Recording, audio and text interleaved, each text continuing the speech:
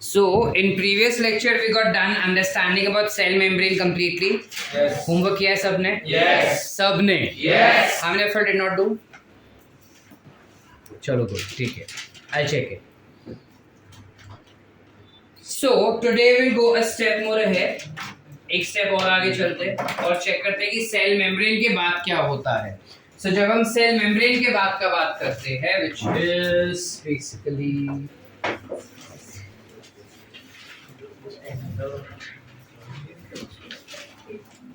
when you talk about what's there within the cell membrane, cell membrane के अंदर क्या दिखता है, सेल के अंदर देखने जाएंगे तो you have something called as cytoplasm. नाम तो सुना होगा. Yes. What exactly is cytoplasm? Cytoplasm is nothing but a jelly-like substance. It is a jelly-like substance which can also be classified to be as cell matrix. Cytoplasm काय असते? एक jelly सारखं substance असेल ज्याला आपण सेलचं मॅट्रिक्स सुद्धा म्हणतात. ठीक आहे. सही मॅट्रिक्स म्हणजे काय माहितीये? Matrix means what? Matrix meaning base.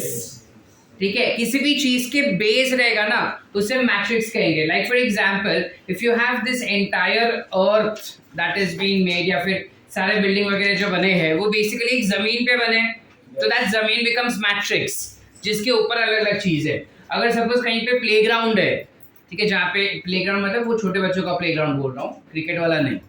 ठीक है. अगर कोई प्लेग्राउंड है तो उस प्लेग्राउंड में यू हैव दैट ग्रास वाला ग्राउंड एज अ बेस जिसके ऊपर फिर यू हैव स्विंग मतलब झूला रहेगा, घसरगुंडी असेल, ठीक है, ते सीसॉ असेल, तो that ground becomes what? That becomes a matrix. It's a base which is a matrix.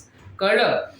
कोणतीही बेसिक सबस्टन्स असेल आणि त्यावर जर आपण दुसरं वेगवेगळे प्रकारचे वस्तू ठेवताय तर त्याला आपण म्हणतात मैट्रिक्स. लाइक फॉर एग्जांपल जब खाना भी खाते हैं तो थाली होता है और थाली के ऊपर सब चीजें रखते हैं अपन, तो थाली बिकम्स मैट्रिक्स जिसके ऊपर सब चीजें रखी है. Yes. Likewise, सेल के अंदर you have cytoplasm which becomes the matrix of cell and it is basically jelly-like substance जिसके अंदर काफी सारे अलग अलग केमिकल्स रहेंगे. Like you may have carbohydrate, protein, vitamins, you can have lipids in that. You can also have different types of inorganic chemicals like you may have salt, ions, minerals. वो सब इस साइटोप्लाज्म में रहेगा. ठीक है. तो जब साइटोप्लाज्म एज अ स्ट्रक्चर का हम बात करते हैं ना, कुछ ऐसा स्ट्रक्चर होता है साइटोप्लाज्म. मतलब ये सेल हो गया, ये पूरा अंदर का साइटोप्लाज्म हो गया. ठीक है. अब साइटोप्लाज्म में सेंटर पार्ट जो रहेगा ना, एग्जैक्ट सेंटर पार्ट जो रहता है वहां पे सबसे ज्यादा केमिकल्स दिखाई देते हैं. साइटोप्लाज्म के सेंटर पे बहुत ही ज्यादा केमिकल्स दिखाई देते हैं. क्यों ज्यादा केमिकल्स दिखाई देते हैं? क्योंकि उसी एरिया में सबसे ज्यादा सेल ऑर्गेनल्स दिखाई देते हैं. ठीक आहे. सायटोप्लाझमच्या सेंटरमध्ये मॅक्सिमम वेगवेगळे प्रकारचे सेल ऑर्गॅनल्स असतात आणि त्यामुळे त्या सेल ऑर्गॅनल सुद्धा असेल आणि त्या सेल ऑर्गॅनल्स मधून सिक्रेटेड केमिकल सुद्धा तिकडेच असणार आहेत. कळतंय की नाही? Yes or no? Yes. Cell organelles सुद्धा सेंटरमध्ये असेल आणि त्यामधून सिक्रेटेड केमिकल्स सुद्धा सेंटरमध्येच असणार आहेत. त्यामुळे सेंटर पार्ट जो असतो ना सायटोप्लाझमचा तो काफी गठ्ठ असतो, खूपच गठ्ठ असतो. That means it is very dense in nature and this dense part is called as plasma soul, या फिर you can also call it as endoplasm. Are we clear? Yes. You can call it as plasma soul or you can call it as endoplasm. Are we clear? Yes. Why do I call it so? Is because it is at the centermost part and this is always very thick. या फिर हम कह सकते हैं कि वो काफी ज्यादा डेंस होता है. डेंस म्हणजे कळत है? Yes. गट्ट असेल, थिक असेल तो. ठीक है. जबकि पेरिफेरी रीजन का बात करेंगे ना, वहां पे सेल ऑर्गॅनल्स कमी असणार आहेत. आता सेल ऑर्गॅनल्स कमी असेल तर बाय डिफॉल्ट त्यांचे सिक्रेशन्स कमी असणार आणि सिक्रेशन जर कमी आहे तर बाय डिफॉल्ट ते थिक असणार की थिन? तर ह्याला आपण म्हणतो प्लाझ्मा जेल. ह्याला आपण म्हणणार प्लाझ्मा जेल. ह्याला आपण जर इकडे एंडोप्लाझम सांगितलं तर इकडे काय असणार? जोरात Ecto. You call it as ectoplasm. आणि this will be thick or thin? Thick. This will be thick. Are we clear? Yes. These terms are not given anywhere in your NCERT or in your government textbook or in your module as well. तो sir क्यों पढ़ा रहे हो? Because ये सारे term जब statement वाले questions आएंगे तब तुमको कंफ्यूज कर सकते हैं कि क्या बात बोल रहे करके पता नहीं हमको. That's why I'm writing it here. ठीक है? You have more other terms also, like for example, you've got something called as cytosol. You've got something called as cytosol. Now, what exactly do we understand by cytosol? Cytosol म्हणजे jelly like substance आहे cytoplasm मध्ये plus organelles असणार आहेत. जर मी organelles काढून टाकले, बघा काय ते आपण काय सांगतो की सेल आहे, सेल मध्ये जेली लाईक सबस्टन्स आहे त्याला आपण सायटोप्लाझम म्हणताय. ते पूर्णपणे सेल सायटोप्लाझम नसतं. You have that jelly like substance आणि त्यात ऑर्गॅनल सुद्धा असेल. तर jelly like substance plus organelle together बनतोय काय? सायटोप्लाझम. आणि त्यात न्यूक्लियस नसतं, त्यात न्यूक्लियस नसतं. फक्त काय असणार आहे? जेली लाईक सबस्टन्स आणि सेल ऑर्गॅनल. जेली लाईक सबस्टन्स आणि सेल ऑर्गॅनल्सला आपण म्हणतात काय? Cytoplasm. So I'll write it here. What is cytoplasm? Jelly like substance plus cell organelle. आणि त्यात आपण काय सांगितलं काय नसणार आहे? Nucleus. So I write minus nucleus. Now with that aspect, cytosol म्हणजे काय? Cytosol म्हणजे you will have jelly like substance. Very good. Jelly like substance minus cell organelle. म्हणजे फक्त jelly like substance ला आपण म्हणतात cytosol. कळतंय? Yes. की नाही?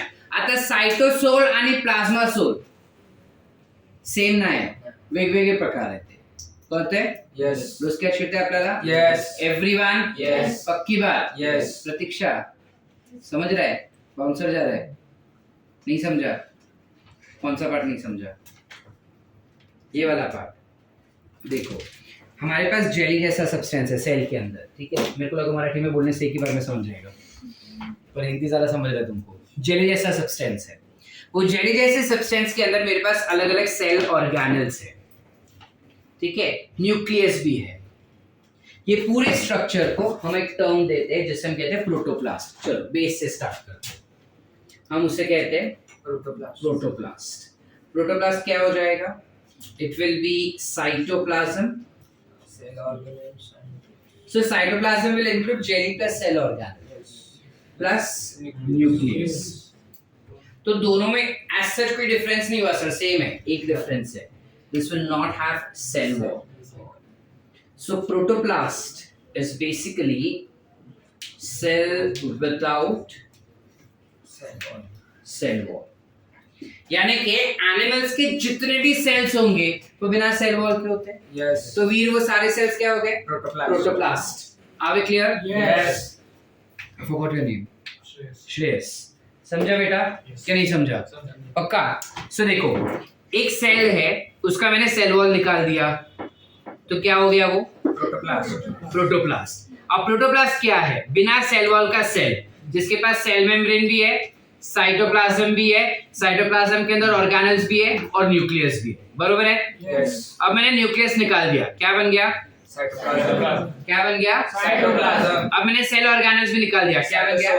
Cytosol. करते हैं? Yes. तो I have only jelly like substance. हे फक्त जेली लाइक सब्सटेंस आपण काय म्हणताय? सायटोसोल. काय म्हणणार? काय म्हणणार? काय म्हणणार? Cytosol is only jelly like substance. आता त्यात मी सेल ऑर्गेनल्स टाकले, काय बनलं ते? Cytoplasm. काय बनलं ते? आता त्यात मी न्यूक्लियस टाकलं, काय बनलं? काय बनलं ते? काय बनलं ते? आता त्यात मी सेल वॉल सुद्धा ऍड केलं, काय झालं ते? सेल. काय झालं ते? Cell. Sort. Yes. Any doubts? No. Clear आहे? Yes. आता आपल्याला माहिती आहे की जेली लाईक सबस्टन्स जे आपण बोलतायत त्यात काफी केमिकल सुद्धा ट्रॅव्हल करतात.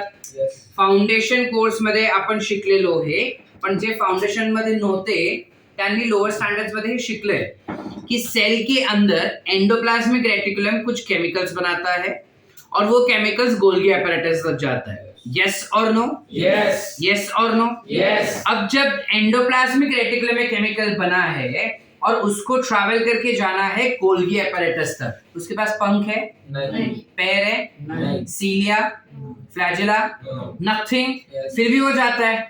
कैसे जाता है? With the help of a movement in cytoplasm. Cytoplasm में क्या होता है? You have a ripple like movement which is called as cyclosis, which is the property seen only and only in eukaryotic cell. श्रुति, सुने आती है इधर?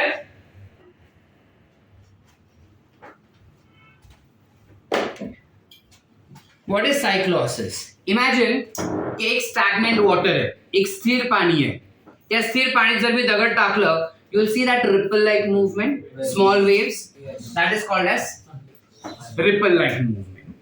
Same चीज cytoplasm में होता है और उसे हम कहते हैं Cyclosis. सो साइक्लोसिस के हेल्प से चीजें जो है वो एक जगह से दूसरे जगह पे ट्रांसफर की जाती है within the cells. Are we clear? Yes. Everyone? Yes. Uday, Uday, Yes. Amay, sir वो सेल के बाहर होते हैं। सेल के अंदर, सेल के अंदर चीजें ट्रांसफर हो रही है ना। सेल के बाहर कैसे होता है ट्रांसफर, वो तुम टिश्यू वाले चैप्टर में पढ़ोगे। सेल के अंदर क्या हो रहा है वो फिलहाल हम देख रहे हैं। समझा कि नहीं समझा? निनाद भाई, डोसकर शिरते आपल्याला, पुष्कर, यश, विनील, Yes. जाग रहा है? हाँ, डॉक्टर मस्तीखोर, दक्ष, समझा? साइलेंट किलर, समझा कि नहीं?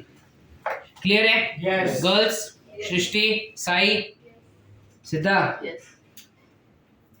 मानसी, समझा? Is everyone clear? Yes. Cyclosis clear है? Yes. साइक्लोसिस मैंने खाली टर्म लिखा है, यू सपोज टू एक्सप्लेन क्या होता है। Yes. कर लेंगे? Yes. या लिखूं मैं? कर लेंगे। गुड बॉय, खुद से लिखो। बड़े हो गए ना अभी अपन, छोटे नहीं है। मैंने लिखने को नहीं बोला, खुद से लिखना ऐसा। Will go ahead. आगे पढ़ाओ या पहले इतना लिखना है? लिखना है। इतना लिखना है पहले? बराबर, चलो क्विकली।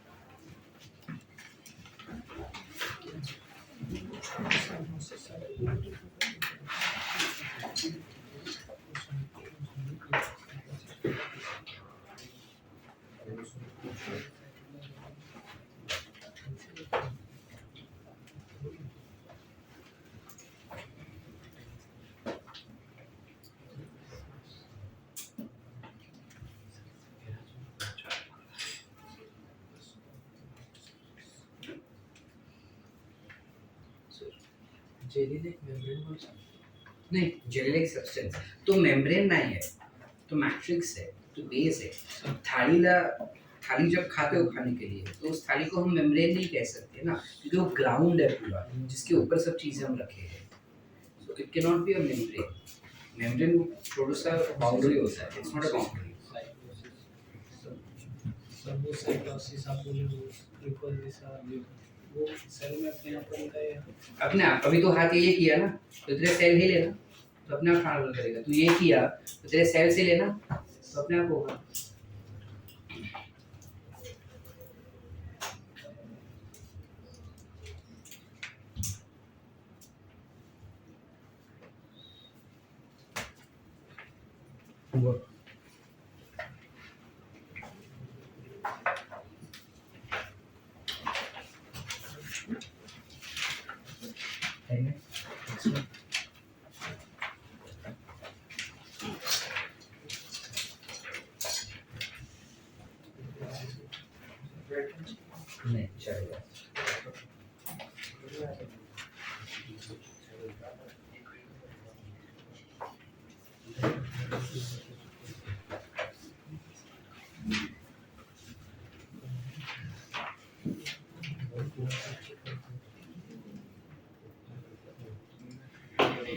ऐसे काम कर लक्ष्य से लोग देंगे तो अगर मैं खाली ये करूँ तो वाइट में जाके वो ऑफिस दिखा सकता है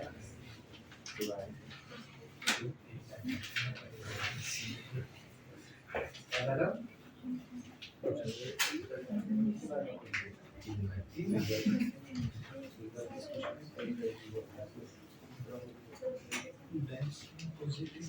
काय झालं सही कोण विचारते सांगायचं नाही की झोपते लेक्चर मध्ये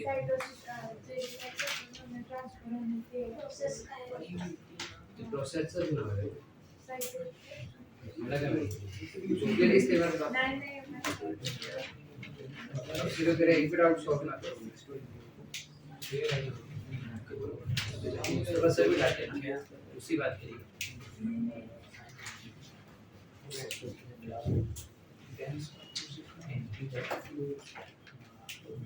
आगे बढ़ा देखिए बेटा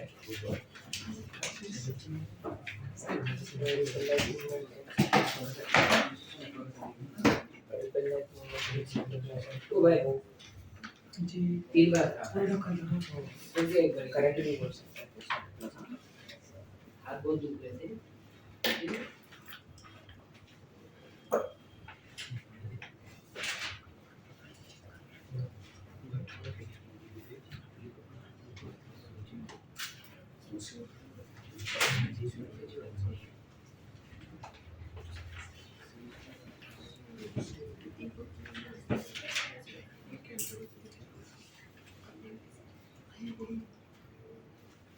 आज 3 बजे का लेक्चर है ना 3 बजे के बाद बैठ के तो 4 बजे लिखेगा पूरी चीज तो फिर घर पे जाएगा हाँ 2 बार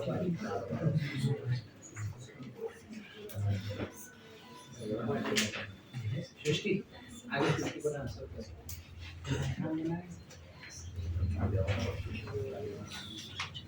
डन राइटिंग साइटोसिस क्या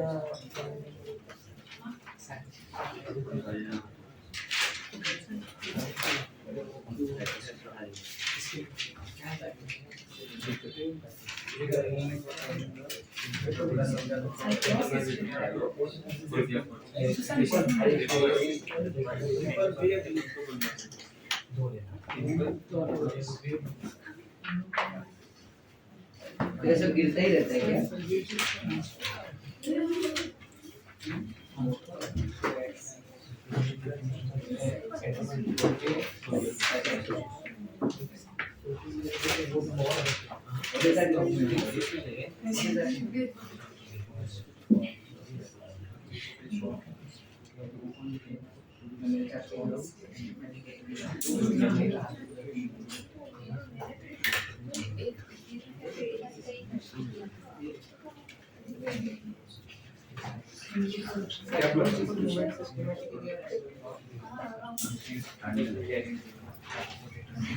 दो टाइप के होते हैं साइकोसिस systematic and branching and both have their different applications क्यों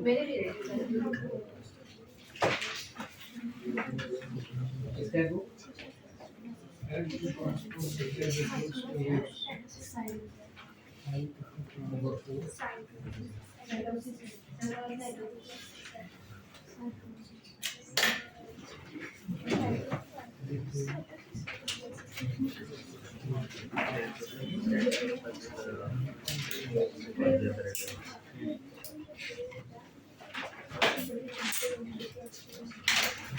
इधर है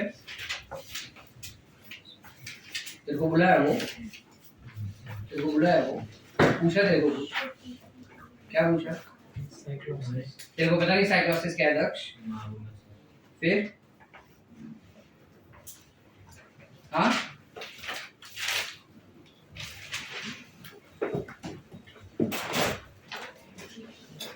इसका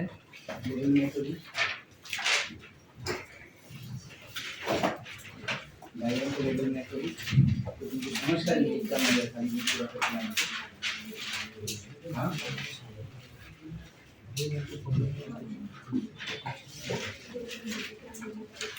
yes homework done writing yes can we go ahead yes बाद में चेक करते हैं इसमें प्रोकैरियोटिक सेल्स में ऑर्गेनेल्स है ही नहीं ना, तो फूड कहाँ पे क्यों ट्रांसफर करेगी? यू डोंट रिक्वायर एनी, मतलब यू डू रिक्वायर, पर देन उधर साइक्लोसिस नहीं होता। चलो चले आगे। यस अब सीन क्या होता है, जैसे ही हम अंदर चलते हैं ना थोड़ा और साइटोप्लाज्म में देखते हैं, तो साइटोप्लाज्म के अंदर एक कुछ स्ट्रक्चर होता है, अलग अलग ऑर्गेनल्स देखने को मिलेंगे हमको, और ये सारे अलग अलग ऑर्गेनल्स जो होते हैं उनमें से 4 ऐसे ऑर्गेनल है जो इकट्ठा काम करते हैं, एक दूसरे को कोऑर्डिनेट करके काम करते हैं। Like for example, let's say इधर ऐसे कलर का काम कर रहे हैं हम लोग, ठीक है, मैं, प्रसन्न और कासिफ। लेट्स से कि हम लोग तीनों कलर का काम कर रहे हैं, ठीक है। अब कासिफ बैठ के ना वो कलर मिक्स कर रहा है पानी के साथ या टर्पेंटाइन के साथ, ठीक है, एंड प्रसन्न इज ट्रांसफरिंग, मतलब वो जो कलर मिक्स किया हुआ है ना वो मेरे को ट्रांसफर कर रहा है फ्रॉम कासिफ टू मी, और मैं कलर कर रहा हूँ। अब हम तीन में से कोई एक भी बंदा डांडी मारा उस दिन या किसी भी एक दिन, तो हमारा काम होगा क्या? बीच में अटक जाएगा काम। सेम चीज सेल के अंदर भी कुछ कुछ ऑर्गेनल्स ऐसे हैं जो एक दूसरे के साथ कोऑर्डिनेट करके काम करते हैं, और जब वो एक दूसरे के साथ कोऑर्डिनेट करके काम कर रहे हैं तो उन चारों को इकट्ठा हम कहते हैं एंडो मेम्ब्रेन सिस्टम। काय म्हणतात? Endomembrane system. We call it as Endomembrane system. ना एंडोमेम्ब्रेन कशाला सांगतात आपण, ते सुद्धा मी सांगतो। वेट, एंडोमेम्ब्रेन में सबसे पहले आता है something called as endoplasmic reticulum. हाँ वो भी आएगा। You have something called as Golgi apparatus. You will have something called as lysosome, and you will have something called as vacuoles. ये चार इकट्ठा मिलके it will form something called as endomembrane system. Endomembrane क्यों कहते हैं? Because सबके membrane common origin से निकले हैं। कॉमन ओरिजिन समझता है? Yes. कॉमन रीजन से ओरिजिनेट होता है। Like for example, if you have this as your cell, cell के अंदर ये हो गया न्यूक्लियस, ये न्यूक्लियस का मेम्ब्रेन हो गया। यस हमारे दैट इज यूकैरियोटिक सेल का जो न्यूक्लियस रहेगा उसके आसपास मेम्ब्रेन रहेगा ना। Yes. उसके बाहर वाले मेम्ब्रेन से ना कुछ स्ट्रक्चर एक्सटेंड होता है, बाहर वाले मेम्ब्रेन से कुछ स्ट्रक्चर एक्सटेंड होता है। ऐसे दिख रहा है? Yes. ऐसे it gets extended up till cell membrane, cell membrane तक वो एक्सटेंड होगा, ठीक है। और इस स्ट्रक्चर को हम कहते हैं एंडोप्लाज्मिक रेटिकुलम। यानी कि एंडोप्लाज्मिक रेटिकुलम का जो मेम्ब्रेन है वो कहां से निकला है? Nucleus. न्यूक्लियस से। इसी एंडोप्लाज्मिक रेटिकुलम के मेम्ब्रेन से ओरिजिनेट होता है एक स्ट्रक्चर जो कुछ ऐसा है, which will be Golgi apparatus. उस गोल्गी apparatus से ही एक स्ट्रक्चर ओरिजिनेट होता है जो एम्प्टी सैक जैसा रहता है, we call it as vacuole. और काफी बार उसके अंदर you will have something called as नहीं एंजाइम्स रहते हैं काफी बार उनके अंदर, that becomes lysosomes. Are we clear? Yes. Everyone? Yes. यानी कि ये सारे कॉमन स्ट्रक्चर्स है। कॉमन स्ट्रक्चर्स क्यों बोल रहे हैं सर? क्योंकि ये सब के सब एक ही मेम्ब्रेन से ओरिजिनेट हो रहे हैं। Can we see that? Yes. ठीक है, and that's how you have endomembrane system which is formulated. Let's try to find out कि इनके फंक्शनल रोल्स क्या है, what are the functions of these endomembrane systems. So when you talk about endoplasmic reticulum, very firstly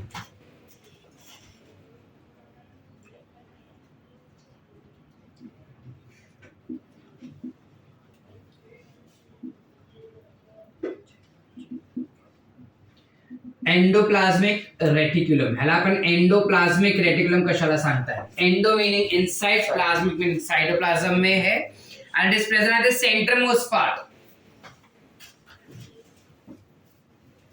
centre most part पे है, and it has reticulum. Reticulum म्हणजे network like structure, तो उसका network जैसा structure होता है, इस वजह से टर्म आ जाता है endoplasmic reticulum. Are we clear? Yes. ये एंडोप्लाज्मिक रेटिकुलम का स्ट्रक्चर अगर मैं यहां से जूम करूं ना तो कुछ ऐसा हो जाता है। This is nucleus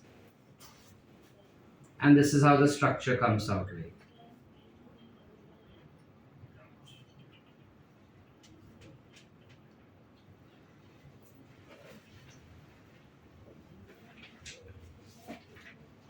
then you may have membrane, which is seen. Are we clear? Yes. अब ये जो स्ट्रक्चर यहाँ पे दिख रहा है, इस टाइप के स्ट्रक्चर में ये जो सेंटर पार्ट है ना, वो पूरा खाली है. The center part is basically a cavity. It is a cavity. घसरगुंडी माहिती आहे आपल्याला? Yes. वॉटर पार्क कधी बघितलंय? Yes. त्यात वॉटराइज असतात. घसरगुंडी आणि त्यातून पाणी निघतं, माहितीये की नाही? Yes.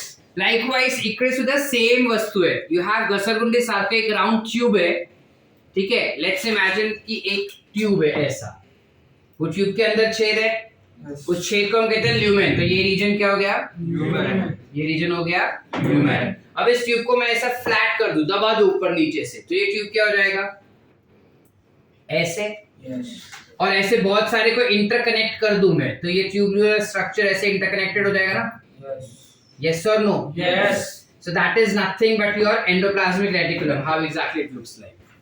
Are we clear? Yes. It is nothing but a flat tubular structure.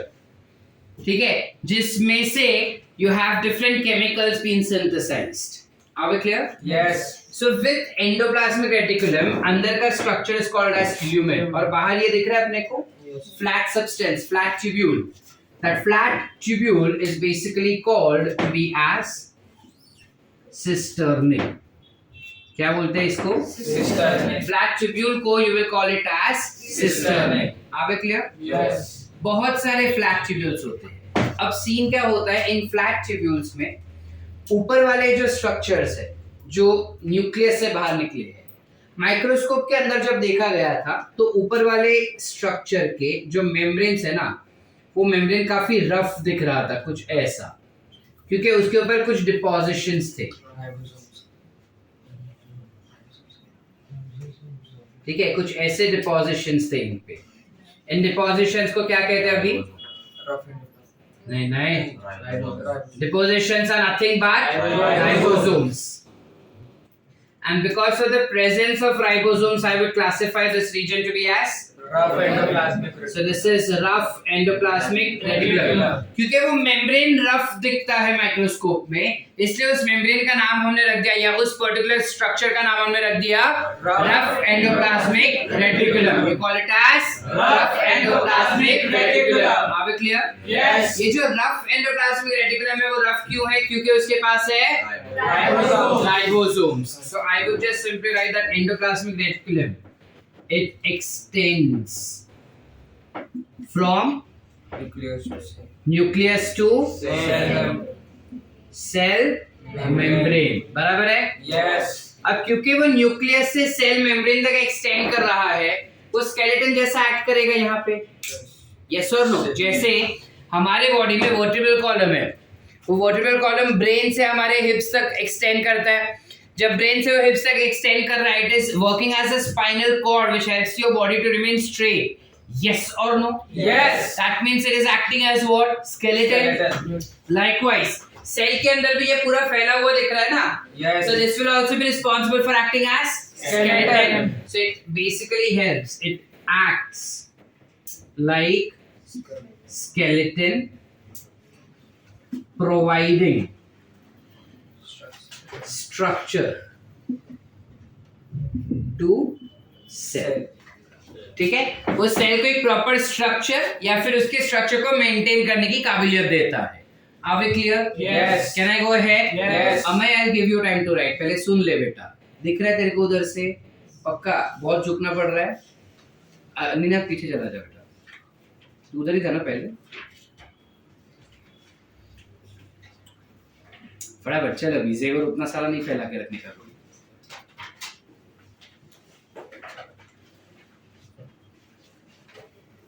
Meena, लेकिन तू हमेशा बाहर बैठने का.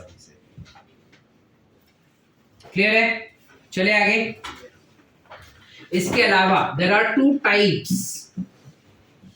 That we see. एक है rough endoplasmic reticulum which is RER, and दूसरा SER. रफ एंडोप्लाज्मिक रेटिकुलम, उसका membrane appear rough due to presence of ribosomes. बराबर है? यस और no? Concentration of ribosomes. Will come to it wait आ रहा हूँ उस पे। विनिल, ये राइबोसोम्स कौन से टाइप का होगा? 70S, 80S, 30S, 50S, 40S, कौन सा S? I would expect only विनिल to answer, बाकी लोग आंसर अपने पास ही रखो। उदय 70S, why 70S? क्योंकि यूकैरियोट्स के 70S आएगा। पुष्कर 70S आएगा। why 70S? बिकॉज यूकैरियोट है इसलिए। हर्ष बताओ 70S। Srishti 70S। 80S। why 80S? वो तो बोल रहे 70S होना चाहिए यूकैरियोट में, और यूकैरियोट्स में 80S. prokaryotes will have 70S, whereas eukaryotes will have 80S. So here the ribosomes that we see are which type of ribosomes? 80S. So when it is 80S, सारा divide करो इसको। 80S के दो सब unit होंगे ना? Yes. Large and small. सारा बताओ लार्ज सब यूनिट और स्मॉल सब यूनिट क्या होंगे इसके? 50s, 30s. No. 50 and 30 will be for 70S. इसका क्या होगा? 60. 60s and 40s. Why? बोलना सर आपने पढ़ाया। It will be 60S and 40S. 40S. यहाँ पे सारा अपन ने 10 बढ़ाया ना, तो ऊपर के भी दो 10 बढ़ा देने के। सिंपल लॉजिक, ठीक है? That is not the logic, but हम वैसे याद रखेंगे, ठीक है? श्रुति, डॉक्टर पाटील, जरा इकडे मला सांगा 60 आणि 40 100 होत आहे ना, तर हे 80 कसं झालं? ज्यावेळेस कॉम्बिनेशन मध्ये दोन येतात ना त्यावेळेस काही केमिकल्स आउट होतात आणि त्यामुळे small cell Combined density will always be less. Yes. Are we clear? Yes. चले आगे? Yes. चलो। So that's इसकी वजह से, क्योंकि उसके पास राइबोसोम्स है, तो प्रसन्न RER का रोल क्या हो गया उस वजह से? क्या काम है RER का? स्वयं क्या काम हो जाएगा बेटा? It will be Protein synthesis. the role of RER will be Proteins. Protein synthesis. अब इट इज ऑब्वियस कि जिस जिस रीजन में हमारे बॉडी का हर वो रीजन जहां पे प्रोटीन बनता है या जहां पे प्रोटीन को सिक्रीट किया जाएगा, यानी कि एंजाइम को सिक्रीट किया जाएगा, उस रीजन में आरईआर का जरूरत ज्यादा रहेगा। यस और no? Yes. Like for example, अगर मैं इडली मेकर का बात कर रहा हूं, तो idli maker will be more prominently seen in every house where you have more of idli been made. अगर घर पे इडली बने नहीं रहा तो क्यों रहेगा? Yes. Yes. नहीं समझा? समझा। गंदा लॉजिक? चलो कुछ अच्छा लॉजिक देखते हैं। अच्छा, जिसके घर पे हाँ? Oven. नहीं। अच्छा, लेट्स से कि जिसके जिसके घर पे लोहे का काम है, जो लोहार है, तो उसके घर पे लोहे के हथियार ज्यादा पाए जाएंगे। Yes. हमारे घर पे हम हथौड़ा रखते हैं क्या? लोहार वाला हथियार नहीं रखते ना? क्यों नहीं रखते? काम ही नहीं है। अच्छा, क्लासरूम में हमने मार्कर रखा है, हमारे घर पे ये मार्कर रहता है क्या? Yes. तुम गलत घर पे रह रहे हो। हमारे घर पे मार्कर्स रहते हैं, तो those are permanent markers, right? तू पढ़ रहा है इसलिए ना। अब कोई जो पढ़ नहीं रहे वो मार्कर रखेगा क्या घर पे? Better option. Correct. So markers is something which is not commonly found at every home. It will be found only at places where people study with markers. Otherwise not. Yes or no? Yes. Yes or no? Yes. Likewise, हमारे body के वो sales जो protein बनाने में काफी ज्यादा active है या फिर प्रोटीन को सिक्रीट करते हैं बना के, उस टाइप के सेल्स में या उस टाइप के रीजन्स में आरईआर ज्यादा दिखाई देते हैं। मतलब उस टाइप के सेल्स में RER ज्यादा रहेंगे। लाइक फॉर एग्जांपल पैनक्रिया में से एंजाइम सीक्रेट किया जाता है, यस और नो? Yes. हमारे स्टमक में से एंजाइम सीक्रेट किए जाते हैं, Yes. तो उस टाइप के सेल्स जिसमें से ये एंजाइम सीक्रेट किया जा रहा है, उस टाइप के सेल्स में RER का कंसंट्रेशन ज्यादा रहेगा। Are we clear? Yes. And when I say RER का concentration ज्यादा, I'm explaining your answer also कि ribosomes का quantity ज्यादा रहेगा वहाँ पे। Are we clear? Yes. Understood? Yes. Thank you. Next, इसके अलावा एक और टाइप का है, बताओ क्या? Smooth endoplasmic reticulum. Smooth endoplasmic reticulum. If I'm writing just SER and RER, I hope it is convenient for you all to remember. Yes. How many of you did not attend foundation? अच्छा, ये चीज याद रहेगा या लिखो पूरा? लिख दूं पूरा?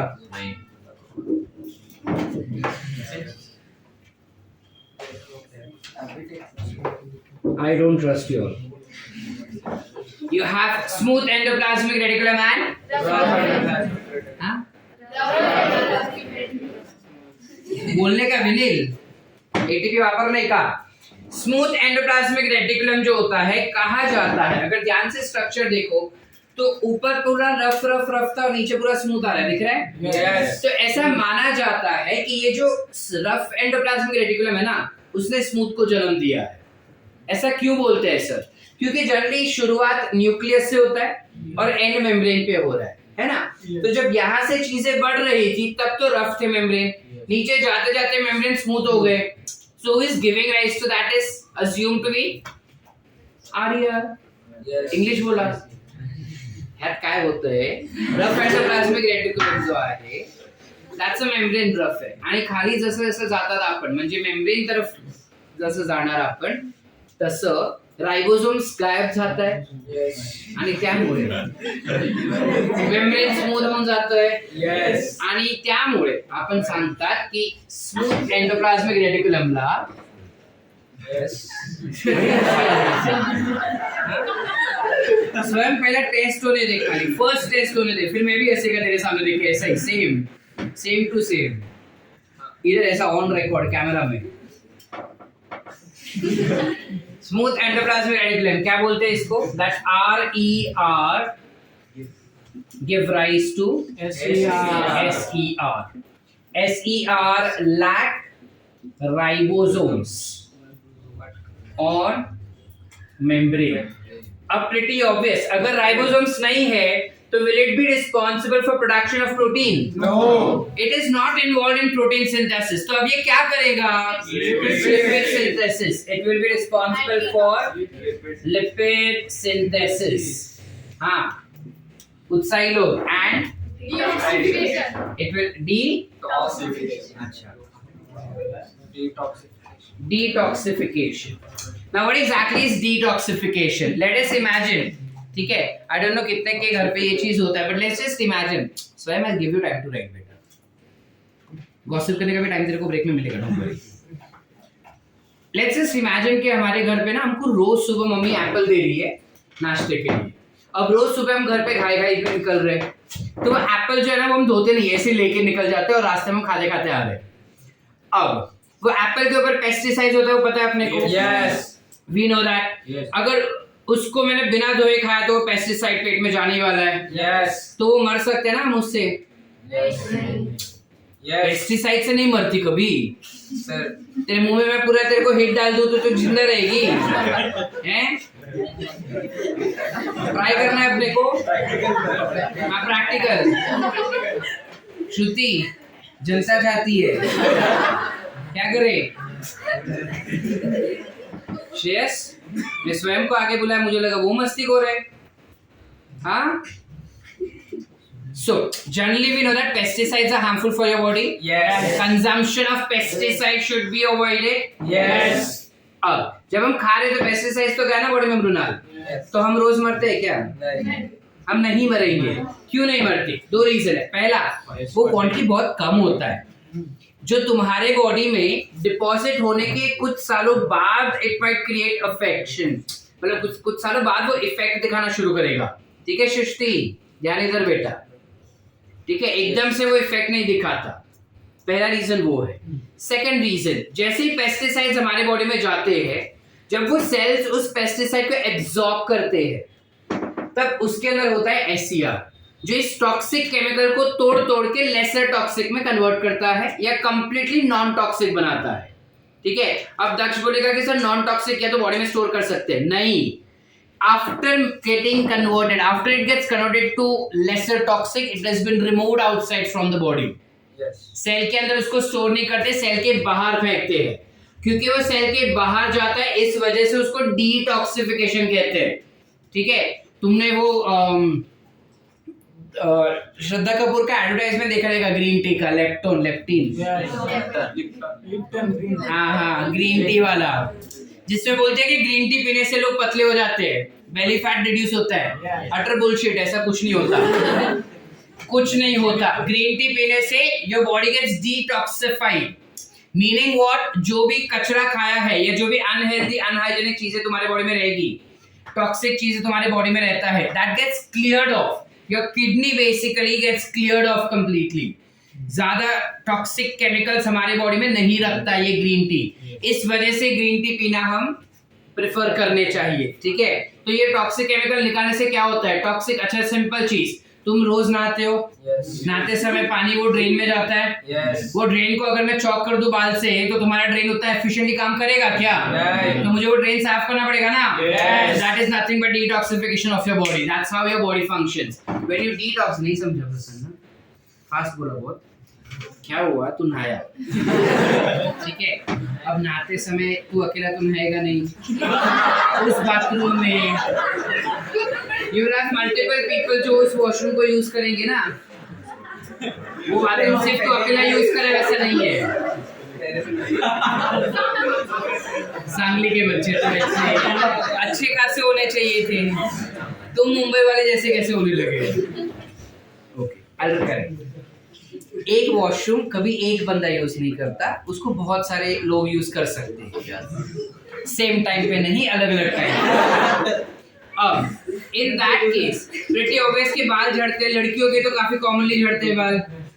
अब वो लंबे लंबे बाल अगर झड़ रहे उधर और वो पूरा ड्रेनेज सिस्टम चौक हो जाएगा, यस और नो? Yes. अब वो ड्रेनेज सिस्टम प्रसन्न अगर चौक हो गया तो पानी को ड्रेन होने को टाइम लगेगा ना बेटा, वो छेद रहते उधर, पता है, जिससे पानी जाता नीचे, तो वो चौक हो जाएगा, तो पानी इजीली नहीं जा पाएगा। तो हम क्या करते हैं, उसको हटाते हैं ना, जो भी साफ सफाई वाले आते हैं घर पे, वो उस बाल को हटा देते हैं उधर से, यस और नो, ताकि वो एफिशिएंटली काम करे। वैसा ही ये डिटॉक्सिफिकेशन होता है, तुम्हारे बॉडी से ये सारे टॉक्सिक केमिकल्स जब बाहर जाते हैं तब तुम्हारे बॉडी का फंक्शनिंग, मेटाबॉलिक रेट अच्छे से काम करता है। अंडरस्टूड? Yes. क्या नहीं समझा? समझा। यस, नया वाला समझा, तो पुराना हो गया।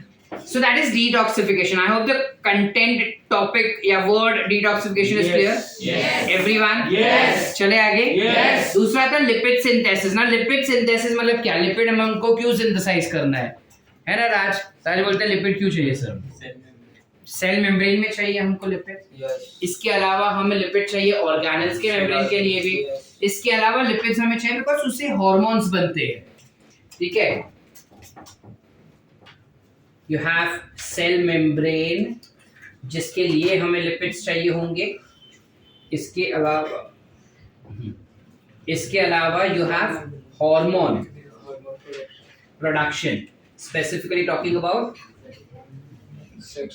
Sex hormone. देखो हार्मोन ना केमिकली दो टाइप के, आई नो, थोड़ा सह लो, मैं बात कर रहा हूँ, सुन लो, you will get to know. Chemically hormones ना दो टाइप के होते हैं, एक होते हैं lipid derivative which are sex hormone, और एक होता है प्रोटीन डेरिवेटिव जो बॉडी डेवलपमेंटल हार्मोन्स होते हैं।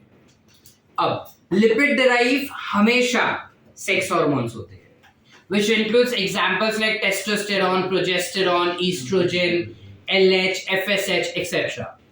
ठीक है, जबकि दूसरा जो प्रोटीन डिराइव्ड होता है वो बॉडी की डेवलपमेंट देखता है या बॉडी का फंक्शनिंग देखता है, like for example thyroid hormones हुए, ग्रोथ हार्मोन हुआ, वो सारे।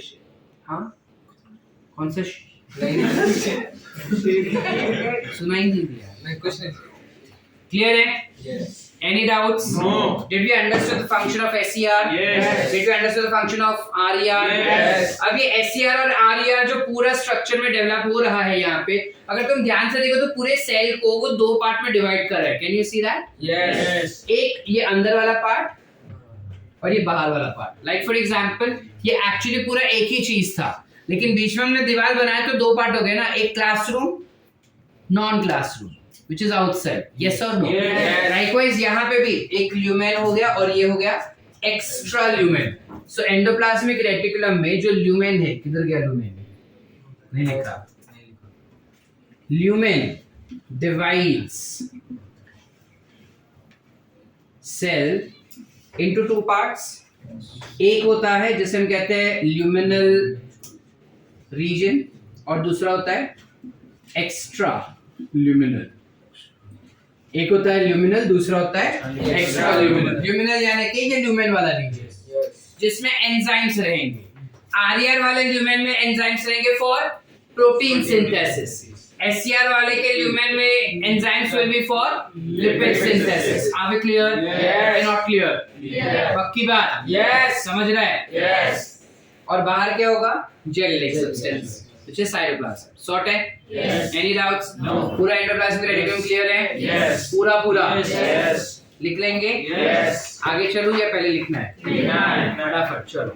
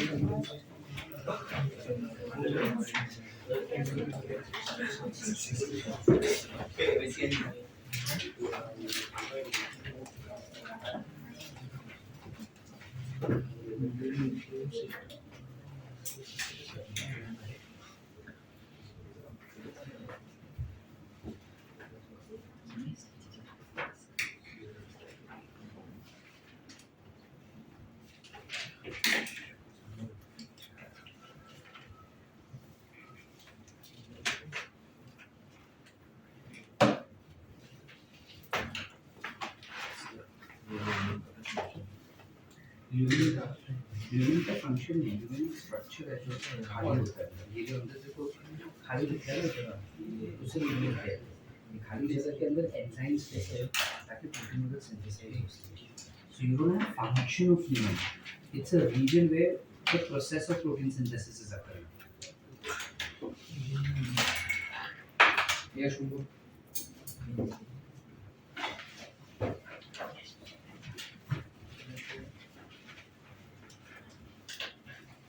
Then you get the extra.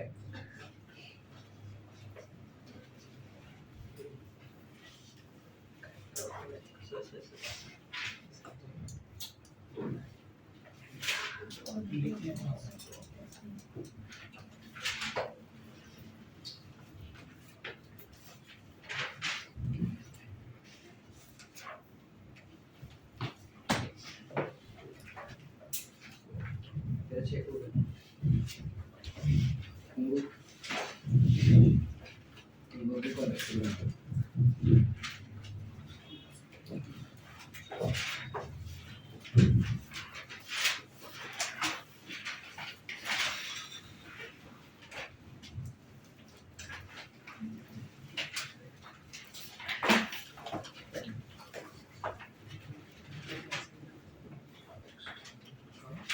उनको कलर से बनाना होता है.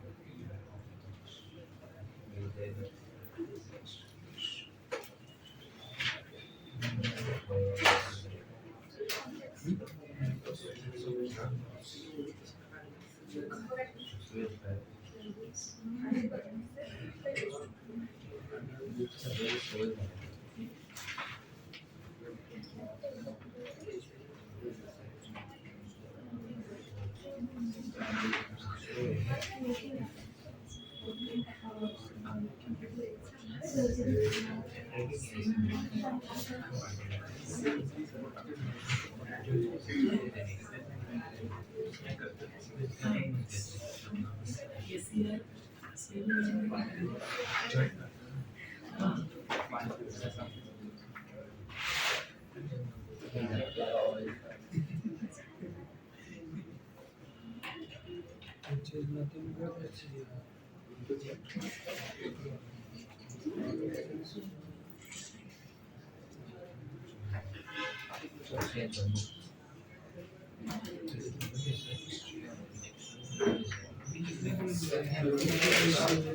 temperature local.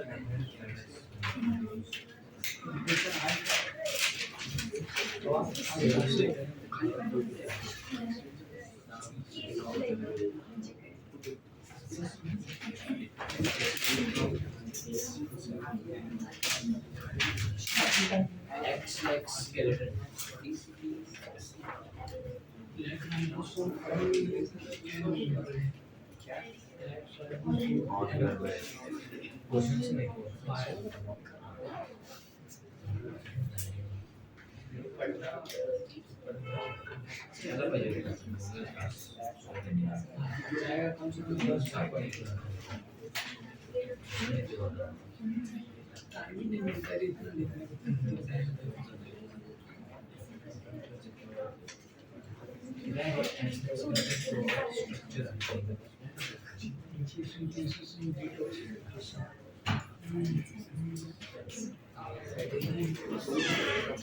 डन।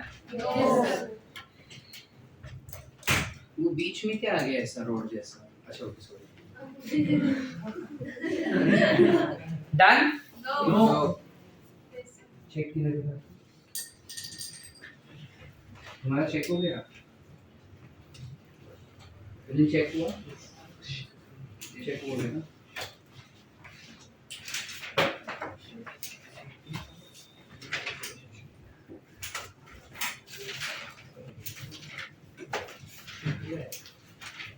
सस्ता का पेन नहीं है, 2 रुपए वाला सर्टिफिकेट वाला। इसका दूसरा कुछ रिफिल लिखने को नहीं करना, चेक किया रहेगा तो उससे।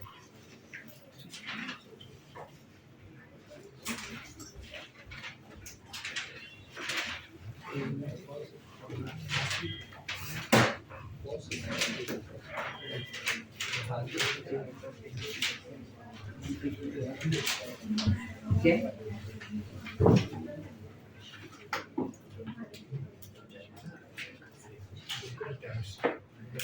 जब तेरे को खुद को नहीं समझ आता मेरे को कैसे समझेगा कि ये क्या लिखा है? कैसा लिखा है?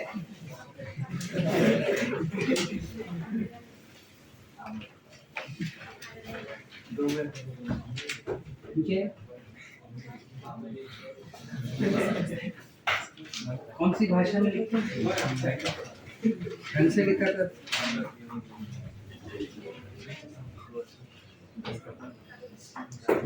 टेंशन की ऐसी है ना पासवर्ड आया नहीं ना रिजल्ट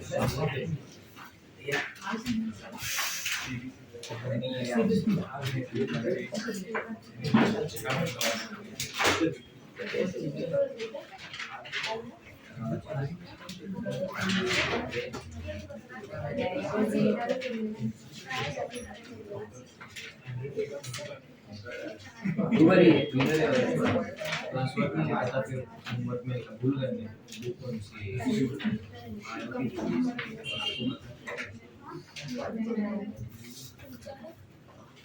हो गया बात करने को? चल करो, हो गया ना? हो गया ना? सर्वाइवल ले सकता हूँ, बाकी है ना कुछ लिखने का भी? Done writing? यस कितने लोग लिख रहे हो? फटाफट फटाफट, चुप रहे।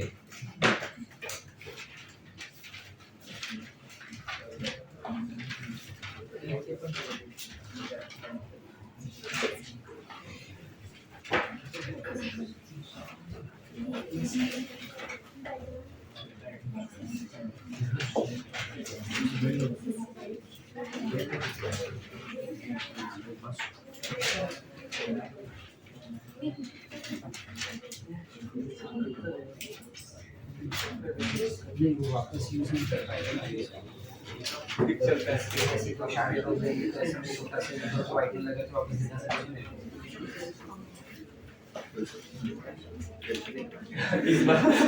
हाँ अभी कभी अगर वापस तो कुछ ऐसा है कि तेरे को मार्क्स ही नहीं आ रहे तो मैं बोल सकता हूँ वापस लिख लिया या वही उसमें तेरा रॉन्ग जा रहा है बोल सकता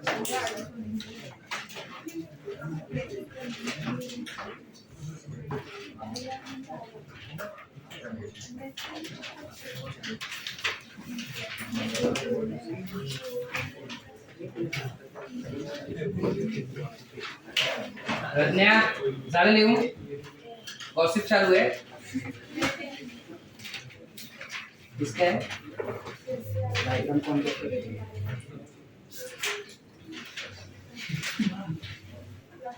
काजू का दूध है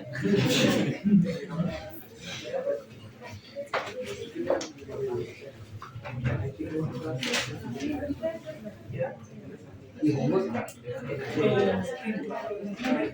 मुझे लगा डीडीटी बोल तो कि ये option is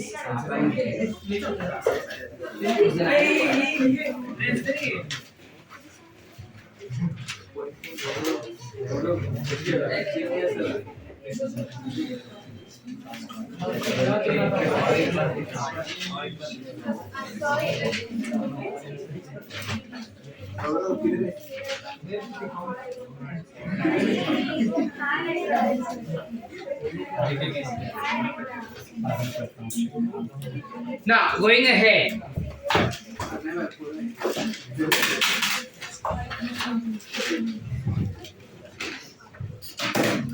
Going ahead. Endoplasmic reticulum में जो भी चीजें बनाई गई है उन चीजों को मॉडिफाई करना पड़ेगा बिकॉज ये जो चीज बनाई है ना वो काफी प्रिमिटिव है, काफी नाइव है, कच्ची है वो चीजें, उनको हमें प्रॉपर मॉडिफाई करके मैच्योर बनाना पड़ेगा।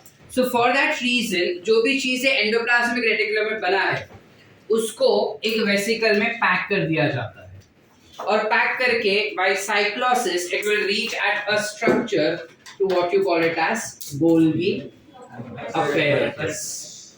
Golgi apparatus can also be called as Golgi complex. We can also call it as dictyosome. We also call it as dictyosome. Dictyosome term is basically specifically utilized for plant cells only. Plant cells का जो Golgi apparatus होता है उसको काफी बारी dictyosome करके भी संबोधित करते हैं. क्लियर है? यस चले आगे. यस क्या सृष्टि भाई नहीं?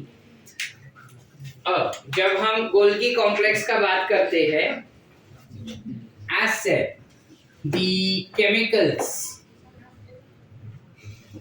which are formed in endoplasmic reticulum are modified in Golgi apparatus. Question is, who discovered Golgi apparatus? Very good. You have a scientist called as Camillo Golgi. Who was the first scientist to discover this? Basically ये Camillo Golgi ना खुद एक neurologist था. अब क्योंकि वो neurologist था तो पूरा दिन एक ही सेल देखता था. कौन सा सेल? नर्व सेल या न्यूरॉन देखता था वो. अब क्योंकि वो पूरा टाइम न्यूरॉन देख रहा था तो उसको न्यूरॉन के अंदर ही गोल्गी apparatus दिख गया था. ठीक है, बट तब उसको नहीं पता था कि ये गोल्गी apparatus है. उसको लगा कि कुछ नया चीज है और उस नए चीज को उसने उसका खुद का नाम दे दिया. क्या है? इसलिए वो apparatus का नाम हो गया. अच्छा, क्वेश्चन है कि सर apparatus क्यों बोल रहे हैं? apparatus समझते हैं? apparatus instrument. apparatus यानी जब अलग अलग चीजें, अलग अलग साधन इकट्ठा करोगे तो उसको apparatus कह सकते हो. जैसे अपना ज्योमेट्री बॉक्स होता है, उसके अंदर वो प्रोट्रैक्टर होता है, फिर वो राइट एंगल का स्ट्रक्चर होता है, and you have that compass and divider and all of that. Yes और नो? वो डी होता है. हाँ, उसे प्रोट्रैक्टर कहते हैं ना. राउंडर वगैरह रहता है ना. So those one together are called as geometrical apparatus. Understood? Likewise cell के अंदर अलग अलग स्ट्रक्चर्स होते हैं. यहाँ पे जो हमने पढ़ा वही सेम चीज यहाँ पे बता रहा हूँ. लेट्स से सपोज बलून से, ठीक है, वो फुगे को मैंने फुगाया नहीं, ऐसे ही फ्लैटेंड बलून है. वो फ्लैटेंड बलून को एक के ऊपर एक अरेंज करो तो वो जो स्ट्रक्चर जैसा दिखता है वैसा ये स्ट्रक्चर होता है. सो इसका structure was described. Camillo Golgi ने गोल्गी apparatus डिस्कवर किया, लेकिन उसका स्ट्रक्चरल डिस्क्रिप्शन या पूरा functional description was given to us by another scientist called as Dalton and Felix. उन्होंने बताया कि ये स्ट्रक्चर ना फ्लैटेंड बलून के जैसा होता है, जो स्टैक्ड है एक के ऊपर एक, कुछ ऐसा, इस तरह से. Are we clear? यस कुछ इस तरीके से. ठीक है, अब क्या बोलते हैं उन लोग? ये जो स्ट्रक्चर है उसका भी सेम नाम रखा है. क्या नाम रखेंगे बताओ? सिस्टर ने. नहीं रे, we call it as sister ने. ठीक है, और इसके अंदर you will have empty space. उसे क्या कहेंगे? ल्यूमेन. Same to same. ठीक है. Yes. अब ल्यूमेन में क्या होंगे? Obviously lumen will have lot of free space. enzymes in them. Of course yes, free space. Free space के साथ उसके अंदर काफी सारे एंजाइम्स होते हैं. ठीक है. यस तब सिनेरियो क्या होगा? यहाँ से you will have some chemical which is synthesized and that chemical will be packed in vesicle. Vesicle से होते हुए वो आता है यहाँ पे गोल्गी apparatus के पास. गोल्गी apparatus के पास जब वो आएगा तब ये जो वेसिकल में केमिकल जो वेसिकल में पैक होके आ रहा है, that chemical will bind to Golgi apparatus और वो केमिकल पूरा ड्रेन करेंगे in lumen. Can you see this? Yes वहां पे वो मॉडिफाई हो रहा है. पूरी तरह से मॉडिफाई एक ही सिस्टर्न में नहीं होता. It has to go through all the cistern. वो 4 हो, 5 हो, 6 हो, 8 हो, सारे ल्यूमेन से वो पास होगा. ठीक है, तो यहाँ पे वो थोड़ा बहुत मॉडिफाई हुआ. वो थोड़ा बहुत मॉडिफाई होने के बाद अब क्या कर रहा है? It is getting packed in vesicle again. Chemical vesicle में पैक हो गया. वो वेसिकल अब जाके दूसरे सिस्टर्न में ड्रेन हो रहा है. उस सिस्टर्न में थोड़ा मॉडिफाई होगा and again it will get packed in another vesicle which will drain in the third one. ऐसे करते करते करते यू विल हैव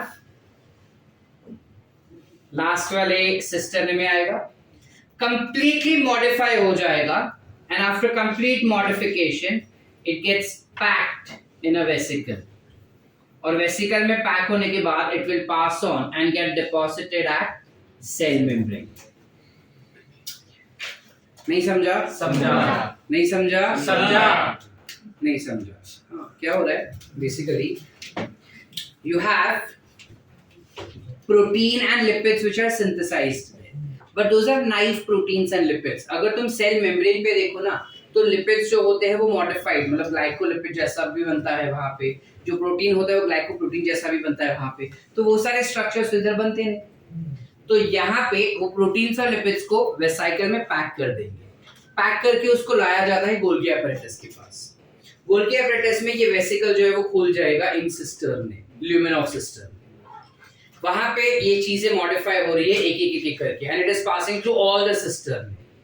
लास्ट वाले सिस्टर्न में जब वो पूरी तरह से मॉडिफाई हो जाएगा ना, तब वापस से वो वेसिकल में पैक हो जाएगा, और वेसिकल में पैक हो जाएगा। ये कंप्लीटली मॉडिफाइड केमिकल का बात कर रहा है। Completely modified chemical will be packed in a vesicle and it will be deposited at the site where it is required. So as of now the site is cell membrane. Her bar cell membrane हो ऐसा जरूरी नहीं है. It can be some other cell organelles also. Are we clear? Yes. Did we understand? Yes. Concept clear है? Yes. अब जब यहाँ पे इस पर्टिकुलर रीजन से जब ये आ रहा था केमिकल, प्रोटीन्स और लिपिड्स, तब वो केमिकल मैच्योर थे क्या? No. वो काफी नाइव थे, नए नए थे, बचकू थे। तो इस रीजन को जहां से वो स्ट्रक्चर एंटर कर रहा है या केमिकल एंटर कर रहा है गोल्गी एपरेटस में, उस रीजन को हम कहते हैं सिस एंड। क्या कहेंगे? Cis end. You can also call it to be as formative या formation face. You call it as formative phase या you call it as formation phase. Are we clear? Yes. जबकि नीचे वाला यहाँ पे पूरी तरह से मॉडिफाई होकर बाहर निकला, Yes. इससे हम क्या कह सकते हैं? Maturation phase. ये सिस था ना, Yes. सिस का ऑपोजिट हमेशा होता है trans. So this end can be called as trans end. नहीं समझा? समझा। समझा? समझा। एवरीवन? Yes. हर्ष नीचे क्या ढूंढ रहे तू? इधर देख, तो इधर ऊपर रख। You have cis end is the end from where the substances or chemicals are entering in Golgi apparatus. कहाँ से आ रहे हैं ये केमिकल? हाँ, और वहां से कहाँ जा रही है? गोल्गी एपरेटस में वो केमिकल कौन से एंड से एंटर कर रहा है? कौन सा एंड? कौन सा एंड? अच्छा, सिस एंड को हम दूसरा नाम क्या दे रहे हैं? वहां से अंदर एंटर होने के बाद इसके ल्यूमेन में जाएगा। ल्यूमेन में होंगे बहुत सारे एंजाइम जो इन प्रोटीन और लिपिड को मॉडिफाई कर रहे हैं। मॉडिफाई करते करते लास्ट वाले सिस्टर्न पे आया। लास्ट वाले सिस्टर्न में मॉडिफाई होने के बाद वो पैक हो जाते हैं into vesicle, and that vesicle donates the chemical at the site of Cell membrane. मतलब जहाँ पे उसका जरूरत है। इस रीजन को क्या कहेंगे? ट्रांसेंड। क्या कहते हैं? Transcend. I can also call it as maturation end. क्यों से मैच्योरेशन एंड कहेंगे? बिकॉज़ वहाँ पे केमिकल पूरी तरह से मैच्योर हो गया है ना नीना? पूरी तरह से मैच्योर हो गया, इस वजह से you call this structure to be as Maturation phase. अब अगर मेरे को क्वेश्चन फ्रेम करना रहेगा ना as a NEET paper setter, तो मैं इसको काफी ट्विस्ट एंड टर्न करके दे सकता हूँ। मैं तुमको बता सकता हूँ कि dash end is the region from where it enters, that region is also called as cis end और फॉर्मेशन फेज। तो अब ये कैसा बात हो गया सर? दोनों तो नाम बता दिया आपने, तो अब इस फेज को मैं क्या बताऊं? ये स्ट्रक्चर देखो कैसा दिख रहा है, कुछ ऐसा है कर्व्ड, राइट? जनरली ऐसे स्ट्रक्चर का दो साइड्स होता है, कॉनकेव एंड कॉन्वेक्स। ये साइड से एंटर हुआ, दैट इज कॉनकेव साइड या कॉन्वेक्स। कौन सा? कॉमन मिस्टेक जो सारे बच्चे हमेशा करते आ रहे बचपन से लेके अब तक। ये साइड, केव माने क्या हुआ? गुफा। केव माने गुफा। गुफा बाहर से देख के पता चलता है या अंदर घुसने के बाद? तो अंदर का साइड ये हुआ ना, so this is concave, this will be Convex. clear है? Yes. तो it enters through, इसे हम convex end भी कह सकते हैं और इसे Concave. आसान? Yes. Everyone? Yes. Any doubts? No. अब मैंने जो भी चीज इधर लिखा है ना, ये सारी चीजें मैंने खाली लेबलिंग करके एक्सप्लेन किया है, मैंने कुछ लिखा नहीं है. I am expecting you to explain that as well. Yes. तुम छापोगे नहीं. एंडोप्लाज्मिक रेटिकुलम और गोल्गी apparatus में क्या फर्क है? एंडोप्लाज्मिक रेटिकुलम में चीजें काफी माइनर लेवल पे बनाई गई है. फर्स्ट डिफरेंस, यहाँ पे प्रोटीन्स और लिपिड्स बनते हैं बेस से, ठीक है. अब उस प्रोटीन और लिपिड को हमें मैच्योर करना होगा बिकॉज वो प्रिमिटिव फेज में है, तो उसको मैच्योरेशन करने का काम यहाँ पर होता है. First thing. Second difference is कि यहाँ पे अगर हम बात करें तो दो टाइप के होते हैं. एक जगह पे सिर्फ प्रोटीन बन रहा है, एक जगह पे सिर्फ लिपिड बन रहा है. यहाँ पे ऐसा कुछ नहीं है. यहाँ पे प्रोटीन और लिपिड दोनों साथ ही में मैच्योर होते हैं. सेकेंड, ये सारे इंटरकनेक्टेड है. You don't require vesicle for transmission. यहाँ पे you require vesicle for transmission from one cisternae to another cisternae. Third, this is originating. Fourth rather, this is originating from nucleus extending up till membrane. इसका अगर structure हम ध्यान से देखें तो इसमें ऐसा कुछ नहीं है. It is randomly just present close to nucleus, ठीक है. इसके जो भी बने हुए चीज है वो जाते हैं गोल्गी एपरेटस के पास. इसके जो भी बने हुए चीज है वो जाते हैं सेल मेम्ब्रेन के पास. तो ये सारे उसके डिफरेंसेस हुए. इसके पास राइबोसोम्स है, इनके पास राइबोसोम्स नहीं है. So there are lot of differences, ठीक है. खाली एक चीज की वजह से स्वयं सारे students generally, it's a good thing that you ask this question because काफी सारे बच्चे हमेशा इसी में कंफ्यूज हो जाते हैं कि दोनों सेम तो काम कर रहे हैं. दोनों सेम काम नहीं कर रहे हैं. समझो, जो चीज तुम स्कूल में पढ़े थे या जो चीज तुम 11th में पढ़ने वाले हो वो सेम चीज तुम 12th में नहीं पढ़ते. लाइक फॉर एग्जांपल, ये सारा कंटेंट हम फाउंडेशन में भी किए थे. यस और no? Yes. But in foundation I never told you that you have something as convex and concave. Did I? No. In foundation, I never told you about the detailings of luminal and extraluminal part. So always you have something modified in the next level. This is the primary level where proteins and lipids primarily are synthesized. Modification वाला part हमेशा यहाँ पे जाता है. तो जब हम glycolipid या ग्लाइकोप्रोटीन का बात करते हैं वो यहाँ पे बनता है. You will have glycolipid, glycoprotein. Protein और लिपिड्स को अगर मुझे ज्वाइन करना रहेगा ना तो भी वो इधर होगा, which is called as lipoprotein, etc. These are formed at Golgi apparatus. Understood? Yes. Everyone? Yes. Any doubt so far? No. Golgi apparatus पूरा clear? Yes. सबको? Yes. पक्का? Yes. लिखे? Yes. चलो quickly write down. So next lecture when we meet back tomorrow again, जहाँ पे हमने छोड़ा है ना कि सब्सटेंस यहाँ पे बन रहा है, यहीं से हम वापस पिकअप करने वाले हैं. तो कल ये रिवाइज करके आना, ठीक है?